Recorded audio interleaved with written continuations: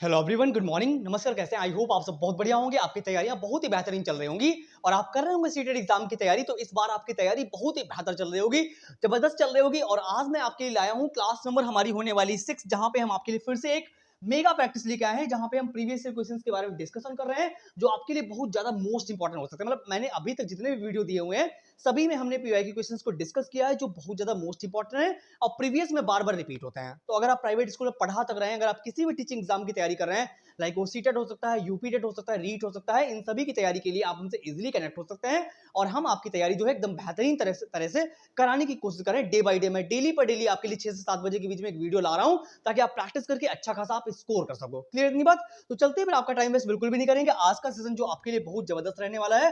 Hopefully आप सब बहुत बढ़िया होंगे, मस्त होंगे, जबरदस्त होंगे और आपकी तैयारी बहुत बेहतर चल रही होगी। अगर आप पहली बार आए तो प्लीज यार लाइक शेयर कर दीजिएगा, और ताकि जब भी मैं एक नया वीडियो बनाऊंगा तो आपके पास नोटिफिकेशन आ जाएगा। फिलहाल के लिए कोई कहने की तो बात है नहीं, अगर आपको सेशन अच्छा लगता है तो फिर आप कर दीजिएगा, है ना। तो आज हम डिस्कस करने वाले ओवरऑल, आज हम कुछ 15 क्वेश्चन डिस्कस करेंगे और सारे क्वेश्चन बहुत बेहतर रहे। अगर आप मन से पढ़ेंगे और थोड़ा सा एनालिसिस करने की कोशिश करेंगे तो सारे क्वेश्चन आपको बेहतर तरीके से समझ में आएंगे और एक से एक बेहतर क्वेश्चन है जो बार बार प्रीवियस में रिपीट हुए हैं। अगर आपने थोड़ा सा दिमाग लगाया, क्योंकि आप टीचिंग ट्रेनिंग कर चुके हैं, तो इतनी तो समझ आपके अंदर होगी होगी कि अगर हम थोड़ा से वो बुद्धि लगा ली तो पक्का आपका स्कोर इस बार बहुत अच्छा जाएगा। क्योंकि टाइम पास बिल्कुल मत करना। टाइम पास करने के लिए बहुत सारे लोग ऑलरेडी हैं यहाँ पे, लाखों में फॉर्म पड़ता है, आप सभी को पता है। तो हो सके तो अपनी तैयारी को एकदम बेहतर और बढ़िया तरीके से करिए, कॉन्सेप्ट वाइज पढ़िए, है ना, ताकि एक क्वेश्चन आ जाए, इससे रिलेटेड आप जितने भी क्वेश्चन आए आप आसानी से अटेम्प्ट कर पाओ वहां पे। चलिए क्वेश्चन नंबर 1 को पढ़ेंगे और समझेंगे हमारा क्वेश्चन नंबर 1 क्या कह रहा है। देखो, एक ही कक्षा में अलग अलग क्षमताओं वाले विद्यार्थियों की सीखने सिखाने की प्रक्रिया क्या कहलाती है। यानी एक ऐसा क्लासरूम है जहां पर डिफरेंट डिफरेंट टाइप के बच्चे हैं, डिफरेंट डिफरेंट टाइप के इन्वायरमेंट से बच्चे हुए आए हैं, यानी ऐसे ऐसे समाज से बच्चे आए हैं जिनका कोई आर्थिक स्थिति सही नहीं है या बोलचाल की भाषा नहीं है, मतलब डिफरेंट टाइप के वर्ग से बच्चे आया हुआ है। यानी एक ही क्लासरूम है जहां पे हर तरीके का बच्चा बैठा हुआ है। तो सीखने सिखाने की प्रक्रिया क्या कहलाती है, यानी जहां पे आप सिखाते हो और उस सिखाने की प्रक्रिया को क्या कहते हैं। समझ रहे हैं? क्वेश्चन आपको समझ में आ ही गया होगा कि यहाँ पे क्या बात बोली जा रही थी। डिफरेंट टाइप का बच्चा बैठा हुआ है ना। उनको पढ़ाने के लिए जिस तरीके का आप टीचिंग लर्निंग मटेरियल या टीचिंग उपागम यूज करते हैं, वो क्या कहलाता है, यानी सीखने सिखाने की प्रक्रिया क्या कहलाएगी। हमसे पॉजिटिव पॉइंट पूछा गया है, समझते हैं कि प्रक्रिया क्या कहलाएगी। क्या ये विभेदित निर्देश है, मानकीकृत निर्देश है, उद्दीपन है या अनुबंधन है। देखो, जहां पे डिफरेंट टाइप का बच्चा बैठा होगा वहां पे आपको डिफरेंट टाइप से क्वेश्चन बताने पड़ेंगे, डिफरेंट टाइप से कोई कॉन्सेप्ट को समझाना पड़ेगा। भाई, जब डिफरेंट टाइप का बच्चा बैठा हुआ है अलग अलग अलग प्रकार का, तो उन सभी को समझाने के लिए आपको अलग अलग तरीके की टीचिंग लर्निंग मटेरियल यूज करने पड़ेंगे ना। तो आप डिफरेंशिएट यूज करोगे ना, डिफरेंट टाइप का मटेरियल यूज करोगे, तो विभेदित निर्देश क्या नाम होगा, हम यूज करेंगे विभेदित निर्देश, यानी विभिन्न प्रकार के निर्देशों का यूज करेंगे, अलग अलग प्रकार से समझाने की कोशिश करेंगे ताकि सारे बच्चों को इजीली समझ में आ जाए, है ना। ऐसा नहीं करना कि अभी आजकल के दौरान, आजकल के जमाने में, आजकल की स्कूलिंग में आपको इस तरीके से नहीं बनना है कि भाई मैं तो ऐसे पढ़ाता हूँ, मैं तो ऐसे टीचर हूँ और मुझे ऐसे पढ़ाना आता है। आजकल आपको बच्चों के अकॉर्डिंग चलना पड़ेगा, है ना, तभी आप सर्वाइव कर पाओगे किसी भी कॉलेज स्कूल जहां भी जाओगे, है ना। क्योंकि आजकल जो टीचिंग टीचिंग जो है वो टीचर सेंटर्ड नहीं रह गई, चाइल्ड सेंटर्ड हो गई है ना। क्योंकि हम पढ़ रहे हैं बाल विकास, और जहां पे बच्चा आपको एक्टिव दिखे आप उस ऑप्शन में जाइएगा। क्योंकि विभिन्न निर्देश का मतलब यह है कि आप डिफरेंट टाइप से मटेरियल यूज कर रहे हो, डिफरेंट टाइप से कॉन्सेप्ट को सॉल्व कराने की कोशिश कर रहे हो। मानकीकृत निर्देश में क्या सभी के लिए एक ही जैसा यूज करोगे, मानकीकृत नहीं होना चाहिए, उद्दीपन की और अनुबंधन की यहाँ पे कोई बात नहीं हो रही है। तो first option is the right answer over here. आगे चलते हैं, समझते हैं कि हमारा क्वेश्चन नंबर सेकंड क्या कह रहा है, देखते हैं। पढ़िएगा और हो सके तो जवाब जरूर दीजिएगा, क्योंकि जितने भी वीडियो दिए हुए हैं सभी में हमने प्रीवियस ईयर क्वेश्चन को डिस्कस किया है। ना हो तो कम से कम नोट्स तो बनाते रहना यार, है ना, और नहीं तो कम से कम स्क्रीनशॉट तो मारते रहो, ताकि एक टाइम के बाद आप रिवाइज तो कर सकोगे। चलिए, क्वेश्चन नंबर 2 में क्या लिखा हुआ है कि प्राथमिक कक्षा में, यानी प्राइमरी क्लासरूम है, कैसी क्लासरूम है, प्राइमरी क्लासरूम है, प्राथमिक कक्षाएं हैं जिनमें शिक्षकों को निजी भाषण आत्मचर्चा करनी चाहिए जो सोच और कार्यवाही का मार्गदर्शन करती है। यहां पे क्या बात बोल रही है, प्राइमरी कक्षाओं की बातें हो रही है, यानी किसकी बात हो रही है, प्राथमिक कक्षाओं की बात हो रही है, जहां पे शिक्षकों को निजी भाषण का मतलब प्राइवेट स्पीच, यानी जब बच्चा खुद से बातें करता है, जब आप खुद से बातें करते हैं तो हमें एक डायरेक्शन मिलती है। देखो, निजी भाषण की बात करी जाए, निजी यानी खुद से बातचीत करना, इसमें हमें एक डायरेक्शन मिलता है, हम अपनी एक दिशा को निर्धारित कर पाते हैं। तो ये हमारे लिए अच्छा है, हमें इसको प्रोत्साहित करना चाहिए, है ना। तो आगे लिखा हुआ है कि जो सोच और कार्यवाही का मार्गदर्शन करती है, ये क्या है, इसको प्रोत्साहित करना चाहिए, हतोत्साहित करना चाहिए, अनदेखा करना चाहिए, बच्चों को दंडित करना चाहिए। देखो, दंडित तो आपको करना नहीं, क्योंकि WHO ने साफ बना रखा है कि बच्चों को आप मार पीट नहीं सकते, बस आप उनको समझाने की तरीके से मतलब डिफरेंट टाइप से समझाने की कोशिश कीजिए, है ना। मारना पीटना जस्ट मना हो गया, आप बच्चों को मुर्गा मुर्गी नहीं बना सकते। अनदेखा तो बिल्कुल नहीं करना, बच्चा जो घर से लेके आता है, आपको पता है कि न्यू एजुकेशन पॉलिसी एनईपी ने भी बोला हुआ है कि क्लास 5 तक या क्लास 8 तक बच्चे की मातृभाषा में सिखाओ। जो बच्चा घर से लेके आता है उसकी रेस्पेक्ट करो, है ना, और उसी को आगे बढ़ाने की कोशिश करो। बाद में आप जो भी सिखाना चाहें सिखा सकते हैं, बट शुरुआत में उसके घर की भाषा को सिखाओ ताकि बच्चा जल्दी सीख सके। चलिए, तो इसकी बात भी अनदेखा नहीं करना। हतोत्साहित तो बिल्कुल नहीं करना है कि उसको मन मतलब डिमोटिवेट ही कर देना है कि भाई आप खुद से बातें करते हो, क्या बड़बड़ाते रहते हो, ऐसी कोई भी बात नहीं करनी। आपको इस चीज को प्रोत्साहित करना है। क्या करना है? प्रोत्साहित करना है कि जब आप खुद से बातें करते हो, खुद से बातें करने की कोशिश करते हो, तो वहां से क्या होता है, हमें एक निर्देश मिलता है, हमें एक दिशा मिलती है, हमारी अंतर आत्मा से एक आवाज आती है कि नहीं भैया आप सही कर रहे हो, है ना। ये चीजें होती है। तो हमारा first option is the right answer over here. आगे चलेंगे, क्वेश्चन नंबर 3 पे चलते हैं, देखते हैं हमारा क्वेश्चन नंबर 3 क्या कह रहा है, समझेंगे आगे। देखते हैं कि क्वेश्चन नंबर 3 में क्या कहा जा रहा है। चलिए पढ़िएगा। देखो, क्वेश्चन नंबर 3 में फिर से एक बेहतरीन क्वेश्चन पूछा गया है, जरा बताइएगा। लिखा हुआ है कि मोहित ने घर व समाज में लड़कों की भूमिका को देखते हुए स्कूल में आयोजित एक कार्यक्रम में लड़की की भूमिका को यह कहकर निभाने से इनकार कर दिया कि वह लड़का है, इसलिए वह एक लड़की की ड्रेस को नहीं पहनेगा। भाई यहाँ पे क्या बात बोली जा रही है, आप खुद से समझिएगा और जवाब देने की थोड़ा सा मुझे कोशिश कीजिए कि क्या बात बोली जाए। तो यहाँ पे कह रहे हैं कि मोहित जो है वो एक लड़का है, उसने समाज की भूमिका देखी कि लड़के जो होते हैं बाहर कमाने जाते हैं, खाना नहीं बनाते हैं, है ना। मतलब लड़के की मेंटेलिटी ऐसी हो चुकी है कि भैया बाहर जो है लड़का कमाने जाएगा, लड़की जो है घर में खाना बनाएगी, लड़का जो है कार से खेलेगा, लड़कियां जो है गुड़िया गुड्डों से खेलेंगी। तो यहाँ पे क्या है, ऐसी भूमिका उसके मन में बनी हुई थी, इसलिए उसके स्कूल में जब कोई कार्यक्रम हुआ तो कार्यक्रम में मोहित को लड़की का करेक्टर दिया गया कि आप इस ड्रेस में कोई कुछ पेश करोगे, मतलब कुछ भी प्रस्तुति दोगे। तो उस लड़के ने क्या किया, उस ड्रेस को पहनने से मना कर दिया। क्यों मना कर दिया? क्योंकि उसने कहा कि हमारे आसपास ऐसा एनवायरनमेंट नहीं है, या हम ऐसे नहीं है, ड्रेस लड़की की है तो लड़की ही पहनेगी, मैं क्यों पहनूं, मैं तो लड़का हूं, है ना। तो ये क्या है, ये क्या दर्शाता है, यानी किस चीज को दर्शाता है? लैंगिक भूमिका में लचीलापन। लचीलापन होता तो पहन नहीं लेता, तो गलत हो गया है। लैंगिक समानता होता तो पहन लेता, कोई दिक्कत नहीं होती। लैंगिक गतिशीलता तो है नहीं। ये एक लैंगिक प्रारूप है, जेंडर स्टीरियोटाइपिंग है। क्या है? एक जेंडर स्टीरियोटाइपिंग में रूढ़िबद्धता है। क्या है? रूढ़िबद्धता है कि उसके मन में बैठ चुका है कि लड़के जो है लड़की की ड्रेस नहीं पहन सकते, है ना। तो ये क्या है? रूढ़िवादिताएं हैं कि लड़कियां घर में रहती हैं, लड़के बाहर जाते हैं। तो ये सब क्या है? जेंडर स्टीरियोटाइपिंग है, जिनको खत्म करने के लिए डे बाय डे प्रयास किया जा रहा है। चलिए, अभी तक अब तो बहुत कुछ होने भी लगा है कि लड़कियां जॉब करने जा रही हैं, लड़के भी काम करते हैं, सपोर्ट करने लगे, मतलब सारी चीजें अब सही हो रही हैं। जो रूढ़िबद्धताएं हैं वो थोड़ी थोड़ी खत्म हो रही हैं। अब आजकल के एजुकेशन के जमाने में जब लोग पढ़े लिखे हैं तो वो चीजों को समझते हैं कि ऐसा नहीं कि महिलाएं ही घर में खाना बनाएंगी, लड़के भी बना सकते हैं, है ना। चलिए आगे चलते हैं, समझते हैं कि आगे क्या बात बोली है। क्वेश्चन नंबर 4 को पढ़ेंगे और देखते हैं कि हमारा क्वेश्चन नंबर 4 क्या कह रहा है। देखो जरा, पढ़िएगा। निम्न में से किस प्रकार की बुद्धि का वर्णन हार्वर्ड गार्डनर द्वारा किया गया था? इस क्वेश्चन का जवाब आप कमेंट बॉक्स में जरूर दीजिएगा। बताइए इसका आंसर क्या होगा, फटाक से कमेंट करें।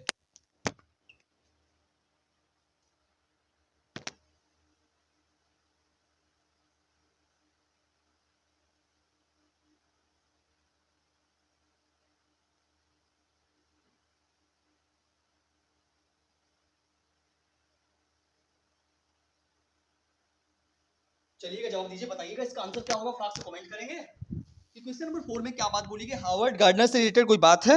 उनकी बुद्धियों, जो बुद्धि के बारे में उन्होंने बताया हुआ है, बुद्धि का सिद्धांत। यानी देखो, लिखा हुआ है निम्न में से किस प्रकार की बुद्धि का वर्णन हार्वर्ड गार्डनर द्वारा किया गया है? क्या वो सामान्य बुद्धि है, क्या वो भाषाई बुद्धि है, या भौतिक बुद्धि है, या विशिष्ट बुद्धि? देखो, हार्वर्ड गार्डनर की बात करी जा रही है, तो इन्होंने भाषाई बुद्धि के बारे में बताया हुआ है। किसके बारे में? भाषाई बुद्धि के बारे में बात करी है। ना तो भौतिक बुद्धि, ना विशिष्ट बुद्धि, और ना सामान्य बुद्धि। ये सारी की सारी ऑफिशियल आंसर की, मैं अपने पास से कुछ भी आपको नहीं बता रहा हूं। अगर आपको ऐसा कुछ लग रहा हो कि मैं अपने पास से ऐड कर रहा हूं, तो सारे के सारे ऑफिशियल आंसर की है। चलते हैं आगे। देखो, जब आप यहाँ पे प्रैक्टिस करते हैं, जब आप एग्जाम देने जाएंगे, अगर ये क्वेश्चन आपके सामने आया तो आप एक ही बार में जवाब दे पाओगे, क्योंकि आपको याद आ जाएगा कि मैंने ये क्वेश्चन प्रैक्टिस किया था। क्योंकि सीटेट में क्या है, प्रीवियस ईयर क्वेश्चन ज्यादा से ज्यादा रिपीट होते हैं, 110%, है ना। तो हो सके तो आप प्रैक्टिस करते रहो और स्कोर आपका अच्छा खासा आएगा, मैं गारंटी ले रहा हूं। चलिए, क्वेश्चन नंबर 5 में लिखा हुआ है, कक्षा में सकारात्मक समूह की सक्रियता के लिए निम्न में से कौन सा रवैया सर्वाधिक उपयुक्त है? यानी सकारात्मक के लिए, यानी लिखा हुआ है कक्षा में सकारात्मक समूह की सक्रियता, यानी ऐसी पॉजिटिव सोच बनी होनी चाहिए, क्लासरूम जो है उसका एनवायरनमेंट अच्छा होना चाहिए, यानी सक्रियात्मक सोच होनी चाहिए, अच्छी सोच होनी चाहिए, बच्चे जो है एक्टिव हो, है ना। इसके लिए कौन सा उपागम हमारा अच्छा है? देखो, ऑप्शन नंबर 1 में लिखा हुआ है कि समूह में बातचीत को खंडित करते हुए सख्त बाहरी नियमों का निर्देश। देखो, आपको समूह में बातचीत को खंडित नहीं करना है, आपको आपस में लर्निंग करानी है, आपस में क्वेश्चन पूछाने हैं, है ना। जब बच्चा सहयोगात्मक अधिगम करता है, आपस में एक दूसरे से पूछता है, तो उसकी लर्निंग बेटर होती है, उसका संज्ञान बेटर होता है, उसका दिमाग बेटर होता है ना। और सख्त तो बनाना नहीं आपको, वातावरण बच्चों के लिए संवेदनशील बनाना है, ताकि बच्चा आपसे क्वेश्चन पूछ सके, है ना। उसकी प्रॉब्लम क्या है आप उसका आकलन कर सको, कहां पे कमी रह गई है। तो ये तो गलत हो गया यार। ऑप्शन नंबर 2 में लिखा हुआ है कि सरल प्रकार्यों हेतु कक्षा को स्थायी क्षमता आधारित उपसमूहों में विभाजित करना। देखो यहां पर भी एकदम गलत बात बोल दी कि आपको समूहों में सेपरेट नहीं करना, यानी बच्चों को बांटना नहीं, उनको एक साथ बिठाना है ना। एक साथ बिठा के कोलैबोरेटिव एक डिस्कशन कराना है, सहयोगात्मक अधिगम। ऐसा नहीं कि आप उनकी क्षमताओं के अकॉर्डिंग बच्चों को अलग अलग बांट देते, तो गलत बात हो गई। ऑप्शन नंबर 3 में लिखा हुआ है कि समस्या समाधान के लिए कक्षा के सभी विद्यार्थियों को बातचीत करने और सहयोग करने के लिए प्रोत्साहित करना। बिल्कुल सही बात यहां पे बोली गई है कि आपको सभी को क्या करना है, एक साथ रखना है, मतलब आपस में एक कोलैबोरेटिव लर्निंग डिस्कशन कराना है, ताकि बच्चा आपस में अपनी बातें कह सके, अपनी बात को समझ सके, उसकी लर्निंग कहां तक हो सके उसका आकलन कर सके, है ना, अपने बारे में समझ सके। बच्चा जब खुद से अपने सहपाठियों से पूछेगा तो अपनी जितनी भी उसकी मनोभावनाएं फीलिंग्स है वो बता पाता है ना, एज अ टीचर की अपेक्षा जो टीचर को नहीं बता पाएगा वो अपने दोस्त को, अपने साथियों को बता सकता है ना। तो ये ऑप्शन में भी हमारे पास बेटर है। ऑप्शन नंबर 4 में लिखा हुआ है प्रदर्शन में वृद्धि के लिए समूहों में प्रतिस्पर्धा। भाई ये गलत बात है, आपको प्रतिस्पर्धा समूहों में नहीं करानी है। Option number 3 is the right answer. Over here हम आगे चलेंगे और समझेंगे हमारा नेक्स्ट क्या कह रहा है क्वेश्चन। आगे बढ़ने की कोशिश करते हैं, चलो देखो और समझेंगे हमारा क्वेश्चन नंबर 6 क्या कह रहा है। थोड़ा सा आगे बढ़ने की कोशिश करते हैं, देखते हैं हमारा क्वेश्चन नंबर 6 क्या कह रहा है। पढ़िए जरा, फटाक से कमेंट करिए कि अधिगम अक्षमता, यानी यहां पे लर्निंग डिसेबिलिटी की बात हो रही है। अधिगम की अक्षमताएं जो होती हैं, यानी पढ़ने से रिलेटेड दिक्कत होती, कभी कभी लिखने में दिक्कत होती, कभी कैलकुलेशन करने में प्रॉब्लम होती, तो उसकी यहां पे बात करी जा रही है। यानी क्वेश्चन नंबर 6 में अधिगम अक्षमताओं की बात करी जा रही है कि बच्चे के अंदर जो विकार होते हैं उनसे रिलेटेड यहां बात करी गई है। लिखा हुआ है अधिगम अक्षमता के संदर्भ में गणितीय अधिगम अक्षमता का क्या कहलाता है, यानी गणितीय अधिगम जहां पे बच्चे को कैलकुलेशन करने में, गणित में प्रॉब्लम आ रही, तो वो अक्षमता क्या कहलाएगी। क्या वो गति समन्वय है, वैकल्प, देखो गति समन्वय की बात नहीं, पठन वैकल्प की, पढ़ने से रिलेटेड यहाँ पे कोई बात नहीं है, लिखने से रिलेटेड कोई बात नहीं, यहाँ पे गुणज वैकल्प है, क्या कैलकुलेशन से प्रॉब्लम है। इसको इंग्लिश में बोलते हैं डिस्कैलकुलिया। क्या बोलते हैं, डिस्कैलकुलिया, जहां पे बच्चे को मैथ में कैलकुलेशन करने में प्रॉब्लम होती है, उसी की बात करी जा रही है, क्योंकि गणितीय अधिगम अक्षमता की बात हो रही है जहां पे बच्चे को गणित में प्रॉब्लम है। क्लियर, होप आपको क्वेश्चन नंबर 6 समझ में आ गया होगा। Third answer is the right answer. Over here आगे चलते हैं और समझते हैं कि हमारा क्वेश्चन नंबर 7 क्या कह रहा है। देखो पढ़ो क्वेश्चन नंबर 7 को और बताइए कि यहाँ पे क्या बात बोली गई है। देखो बताइएगा, फटाक से कमेंट करेंगे। बहुत बेहतर क्वेश्चन है, आप जवाब जरूर दीजिएगा मुझे। देखो क्वेश्चन नंबर 7 में लिखा हुआ है शीला 5 वर्षीय लड़की है, यानी शीला जो है वो 5 साल की लड़की है। जब वह 3 साल की थी तो उसने बिना किसी बाह्य निर्देश के संगीत वाद्य यंत्र गिटार बजाना सीख लिया था। यानी शीला की बात हो रही है। शीला जब 5 साल की थी, यानी शीला एक 5 वर्षीय लड़की, अभी 5 वर्ष की है, लेकिन जब वो 3 साल की थी तभी उसने संगीत के जो यंत्र होते हैं जैसे गिटार हो गया, इन सभी को बजाना उसने सीख लिया था। इस योग्यता के आधार पर उसे निम्नलिखित में से किस श्रेणी में रखेंगे। धीमी गति से सीखने वाली, उसने 3 साल में गिटार वगैरह बजाना सीख लिया, तो उसे धीमी गति क्यों होगी, वहां उसकी तेज गति होगी ना। कम बुद्धि क्यों होगी, उसके पास तो बहुत ज्यादा बुद्धि होगी यार। भाई 3 साल में बच्चे ने इतना ज्यादा सीख लिया है, तो क्या ही कहोगे उसको, कम बुद्धि वाला कहोगे हैं। स्वलीन कहोगे, अपने आप में लीन रहता, किसी से मतलब नहीं, प्रभावशाली है, गिफ्टेड बच्चा है, कैसा है, प्रतिभाशाली बच्चा है, वो गिफ्टेड बच्चा है, क्योंकि 3 साल की उम्र से ही बच्चे ने सीखना स्टार्ट कर दिया है ना। तो ये बात हमारे लिए एकदम पॉजिटिव बात है। यहाँ पे बच्चा एक्टिव है, और बच्चा एक्टिव है तभी उसने इतनी जल्दी सब कुछ सीखने की कोशिश करी है। आगे चलते हैं, समझते हैं कि क्वेश्चन नंबर 8 में क्या बात बोली जा रही है। समझेंगे हमारा क्वेश्चन नंबर 8 क्या कह रहा है। पढ़िए फटाक से क्वेश्चन नंबर 8 को देखते हैं। देखो क्वेश्चन नंबर 8 हमारा क्या कह रहा है। लिखा हुआ है कि एक अध्यापिका किसी एक विषय को पढ़ाने के बाद विद्यार्थियों को संकल्पनात्मक मानचित्र बनाने के लिए कहती है, या किस में सहायक होगा। कह रही कि अध्यापिका किसी विषय को पढ़ाने, यानी अध्यापिका जो है, टीचर जो है, पढ़ाने के बाद में बच्चों को संकल्पनात्मक, क्या लिखा हुआ है, संकल्पनात्मक मानचित्र बनाने के लिए कहती है। पहले उसने कोई चैप्टर पढ़ाया मान लीजिए, उसके बाद में मानचित्र को बनाने के लिए कह रही है, स्ट्रक्चर बनाने के लिए कह रही है, तो इस किस चीज में सहायक होगा। संरचनात्मक मूल्यांकन संचालित करने में, ठीक बात है, ये में भी सही है। विद्यार्थियों के मुख्य बिंदुओं का सार लिखने की क्षमता का परीक्षण करना, विद्यार्थियों की उपलब्धि का मूल्यांकन हेतु रूबरिक विकसित कराना, विद्यार्थियों की कलात्मक योग्यता का परीक्षण करना। यहाँ पे कौन सी बात एकदम करेक्ट है मुझे बताइएगा। देखो यहाँ पे मानचित्र बनाने की बात हो रही है, तो संरचनात्मक मूल्यांकन संचालित करने में ठीक बात है ये। ऑप्शन नंबर 2 में लिखा हो विद्यार्थियों के मुख्य बिंदुओं का सार लिखने की क्षमता का परीक्षण करना। भाई टीचर जो समझा चुकी है, यानी कॉन्सेप्ट बता चुकी है, उसके बाद में काम करने को कह रही है, तो ये बात भी ठीक हमारे पास में, ये भी पॉजिटिव पॉइंट है। विद्यार्थियों की उपलब्धि का मूल्यांकन हेतु क्या लिखा, रूबरिकों का विकास करना। ठीक बात है, यानी पढ़ाने के बाद में वो क्या कर रही है, उनकी उपलब्धि का टेस्ट कर रही है, यानी क्या उन्होंने सीखा है, तो ये भी बात ठीक है। लेकिन विद्यार्थियों की कलात्मक योग्यता का यहाँ पे कोई बात नहीं, और हमारे पास फर्स्ट, सेकंड और थर्ड एकदम राइट आंसर है। Option number 1 is the right answer. Over here हम जाएंगे फर्स्ट के साथ में। आगे चलते हैं और समझते हैं कि हमारा नेक्स्ट क्वेश्चन क्या कह रहा है। क्वेश्चन नंबर 9 को पढ़िए और बताइए क्या लिखा हुआ है। कौन सी स्थिति संरचनावादी शिक्षा शास्त्र विधि को दर्शाती है, यानी कौन सी ऐसी प्रक्रिया है, कौन सा ऐसा उपागम है जिसमें बताया जा रहा है कि संरचनावादी शिक्षा शास्त्र विधि को दर्शाती है। बताइए। ऑप्शन नंबर 1 को पढ़ते हैं। लिखा हुआ है विद्यार्थी अध्यापक के व्याख्यान को सुन रहे हैं और पढ़ाई की गई वस्तु पर नोट्स बना रहे हैं। ये संरचनावादी शिक्षा शास्त्र विधि का सबसे ज्यादा अच्छा उपागम है। विद्यार्थी उच्च स्वर में दिए गए अंश को याद कर, देखो रटना तो, रोट मेमोराइजेशन बहुत बेकार है, आपको रटना तो कुछ है ही नहीं, है ना, आपको कॉन्सेप्ट वाइज चीजें सीखनी है। ऑप्शन नंबर 3 में लिखा हुआ है कि विद्यार्थी पाठ्य पुस्तक से सामग्री को याद करना, फिर से याद करना, आगे जहां पे याद करना है तुरंत काट दो। ऑप्शन नंबर 4 में लिखा हुआ है कि अध्यापक अपने विद्यार्थियों को समकालीन मुद्दों पर चर्चा और वाद विवाद करने के लिए कहता है, कहती है।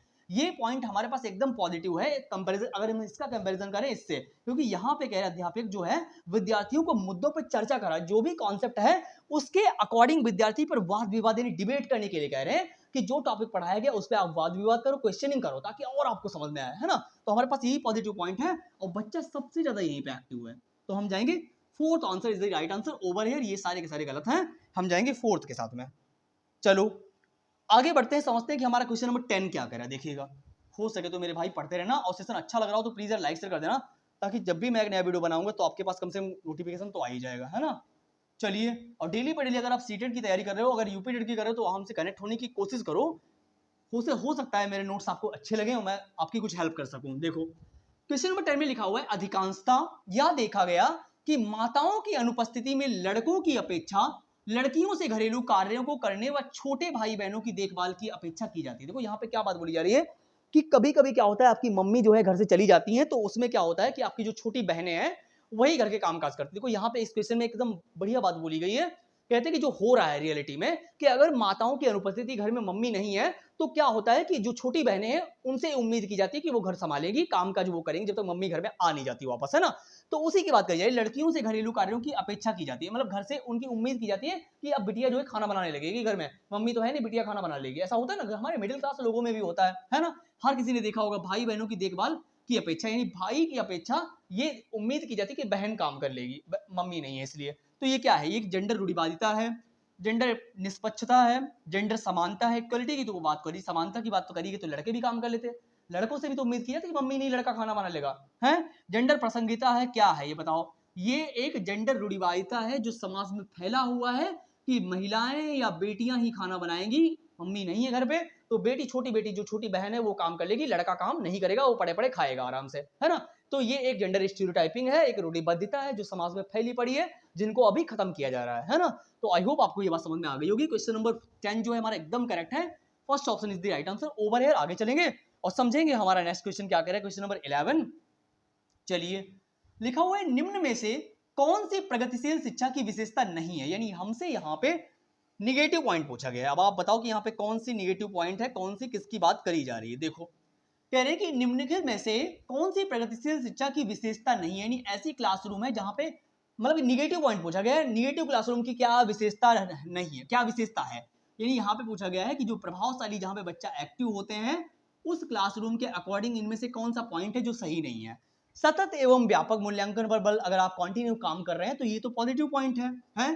सहयोगी शिक्षण, आपस में आप कोलैबोरेटिव डिस्कशन करा रहे हैं, आपस में कार्य करवा रहे हैं, बच्चों में क्वेश्चन पूछवा रहे हैं, तो ये तो पॉजिटिव पॉइंट है। क्या लिखा हुआ है यहाँ पे, लिखा हुआ है जीवन पर्यंत शिक्षा को प्रोत्साहन। ठीक बात है, क्योंकि प्रक्रिया, हमारी डेवलपमेंट की प्रक्रिया जो है वो जीवन पर्यंत चलती रहती है। ऐसा नहीं कि आज हमने कुछ सीख लिया कल हम नहीं सीखेंगे, हमारी उम्मीदें, हम डे बाई डे, मतलब दिन प्रतिदिन कुछ ना कुछ सीखते ही रहते हैं। हमारी डेवलपमेंट की प्रक्रिया, हमारे सीखने की प्रक्रिया कभी भी रुकती नहीं है ना। तो हमारे पास नेगेटिव पॉइंट एक ही, रटकर याद करना। भाई रटकर याद करना ये कोई कॉन्सेप्चुअल बात नहीं हुई है, ये बेकार की बात है कि आपको रटना कुछ भी नहीं है। Option number 2 is the right answer. Over here negative point था, जो गलत है वही सही है, क्योंकि पूछा ही हमसे गलत गया है ना। तो option number 2 is the right answer. Over here आगे चलेंगे, समझेंगे हमारा क्वेश्चन नंबर 12 क्या कह रहा है। देखो पढ़िए जरा, क्वेश्चन नंबर 12 में क्या बात करी गई, पढ़िए और जवाब देने की कोशिश जरूर कीजिए कि क्या बात यहाँ पे बोली जा रही है। लिखा हुआ है भाषा और संज्ञान के बारे में कौन सा कथन वाइगॉत्स्की परिप्रेक्ष्य से सही है। यानी वाइगॉत्स्की जो है वो एक रचनाकार हैं, क्या है, वाइगॉत्स्की जो है एक रचनाकार हैं जिनके सिद्धांत का नाम है सामाजिक सांस्कृतिक सिद्धांत। इन्होंने एनवायरमेंट को बहुत ज्यादा महत्वता दी है विकास में, यानी डेवलपमेंट की प्रक्रिया में एनवायरमेंट बहुत रोल निभाता है अपना। इनके बारे में कहा गया है, इनके अकॉर्डिंग परिप्रेक्ष्य यानी भाषा और संज्ञान लैंग्वेज की बात करी और हमारा दिमाग की बात करी जा रही है कि इनके लिए कौन सा पॉइंट जो है पॉजिटिव पॉइंट है। ऑप्शन नंबर 1 पढ़ते हैं, लिखा हुआ है उच्च मानसिक क्रियाओं के विकास भाषा सुधारित करती है, मे भी अच्छा है। भाषा से संज्ञानात्मक प्रक्रियाओं के विकास में बाधा पड़ती है। लैंग्वेज जो है कम्युनिकेशन का माध्यम है, अगर लैंग्वेज ना होती तो हम अपनी बातों को आप तक पहुंचा ही नहीं पाते, है ना। तो ये बाधा थोड़ी ना डालेगा, ये तो हेल्प करेगा हमारी। लैंग्वेज अपने आप में बहुत इंपॉर्टेंट रखती है, अगर भाषा ही नहीं होगी तो हम अपनी बात को कैसे पहुंचाएंगे आप तक। तो ये तो गलत बात होगी, बाधा क्यों डालेगी, तो हेल्प करेगी। भाषा की संज्ञानात्मक विकास में कोई भूमिका नहीं होती। संज्ञान में आपके दिमाग में आप बोलते हो वही आप सोचते हो, उसी तरीके से आपकी बातें होती हैं। तो इसी सारी चीजें आपस में इंटरकनेक्टेड है। ऐसा नहीं कि आप बोलते अलग हो आपका दिमाग अलग है, आप मतलब आपका दिमाग अलग चलता है आप बोलते अलग हो, ऐसा कुछ है। सारी चीजें आपस में इंटरकनेक्टेड है, आपके इमोशनल आपकी फीलिंग जो भी सब आप एक आपस में जुड़ी हुई है। तो भूमिका क्यों नहीं, ये तो गलत बात है? अब देखो लिखा हुआ है संज्ञान भाषा से स्वतंत्र रूप से विकसित होता है। संज्ञान जो होता है भाषा से बिल्कुल स्वतंत्र है, मतलब आपका दिमाग जो आप सोचते हो आपकी लैंग्वेज से बिल्कुल अलग है। ऐसा कैसे हो सकता है भाई, है? तो ये तो गलत बात है, सारी चीजें आपस में जुड़ी हुई हैं। हमारे पास एक ही बचा हुआ है कि उच्च मानसिक क्रियाओं, क्या लिखा हुआ है, 1 मिनट 1 मिनट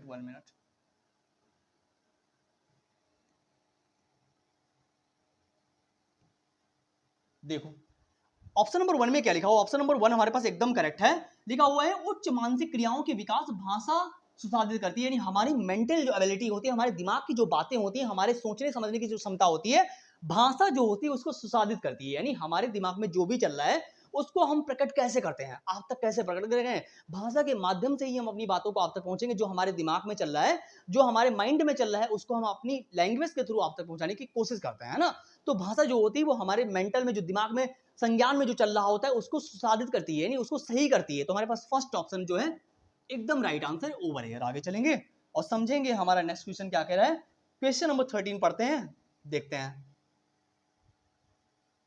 पढ़िएगा जरा क्वेश्चन नंबर 13 को और जवाब देने की कोशिश जरूर कीजिए कि क्या बात यहां पे बोली जा रही है। देखो लिखा हुआ है समग्र मूल्यांकन के उद्देश्य को ध्यान में रखते हुए अध्यापक को क्या करना चाहिए। समग्र मूल्यांकन का मतलब है कि आप पूरी तरीके से बच्चे का जजमेंट कर रहे हो। समग्र मूल्यांकन यानी हर तरीके से बच्चे को जांचने की कोशिश कर रहे हो। ऐसे में अध्यापक को क्या करना चाहिए, लिखा हुआ है ऑप्शन नंबर 1 में कि प्रश्नोत्तरी में केवल सही उत्तरों के आधार पर प्राप्त अंकों पर विचार करना चाहिए। गलत बात है, केवल जहां पे दी जाए आप काट दो, केवल आपको सही प्रश्नों पे ही आकलन करो, मतलब जो आपने टेस्ट लिया है जो सही है उसी पे ध्यान दोगे, जो गलत है उस पे कौन ध्यान देगा।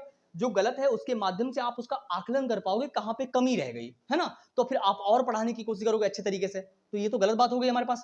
केवल बच्चों की गई त्रुटियों पर, केवल त्रुटियों पर विचार, अच्छाइयों पे भी तो विकास भाई, अच्छाइयों पे भी ध्यान दो और बुराइयों पे भी ध्यान दो, तभी आप अच्छा कर पाओगे ना। तो केवल ये तो गलत हो गया। विद्यार्थियों के लिए सीखने से प्राप्त उत्पाद और प्रक्रिया पर विचार करना। सभी विद्यार्थियों के लिए मानकीकृत परीक्षण यानी एक ही प्रकार का कंटेंट आपको नहीं पेश करना है और एक ही तरीके से पढ़ाना नहीं है, सभी को डिफरेंट टाइप से पढ़ाने की कोशिश कीजिए, समझाने की कोशिश कीजिए। हमारे पास एक ऑप्शन बेटर है, लिखा हुआ है विद्यार्थियों के लिए सीखने से प्राप्त उत्पाद और प्रक्रिया पर विचार करना चाहिए, यानी बच्चे जो होते हैं किस तरीके से अपनी लर्निंग को बेटर कर सकते हैं, यानी वो और अच्छा कैसे सीख सकते हैं, इस बात पे आपको विचार करना चाहिए, है ना। तो हमारे पास थर्ड ऑप्शन जो है एकदम राइट आंसर ओवर हियर। आगे चलेंगे समझेंगे हमारा आगे 14th क्वेश्चन क्या कह रहा है। देखें सेकंड लास्ट क्वेश्चन है, जवाब जरूर दीजिएगा ताकि मुझे भी थोड़ा सा अच्छा लगेगा जवाब दोगे। चलिए पढ़िएगा, बताइए इसका आंसर क्या होगा फटाक से कमेंट करके।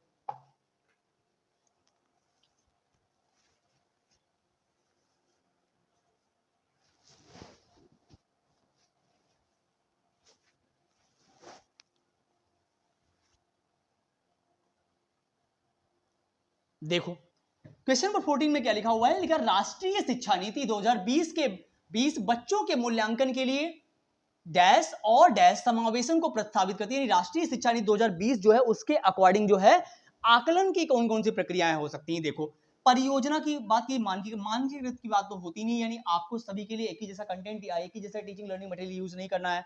मानकीकृत जहां पे आ जाए काट दीजिए, मानक निर्देश देना नहीं है, मानदंड का यूज करना नहीं है। हमारे पास एक ही बचा हुआ है, यानी लिखा हुआ है राष्ट्रीय शिक्षा नीति 2020 बच्चों के मूल्यांकन के लिए समूह कार्य, यानी जब आप आपस में समूह में ग्रुपिज्म कराते हो, आपस में डिस्कशन कराते हो, तो वहां पे लर्निंग बेटर होती है। और स्व आकलन, यानी जब आप बच्चे का सेल्फ असेसमेंट कराते हो, बच्चे को खुद से आकलन कराते हो, तो बच्चा जल्दी समावेश कर पाता है, तो समावेश को प्रस्तावित करता है। हमारे पास एक ही बेटर है, फर्स्ट ऑप्शन समूह कार्य और स्व आकलन हमारे पास पॉजिटिव पॉइंट है ना।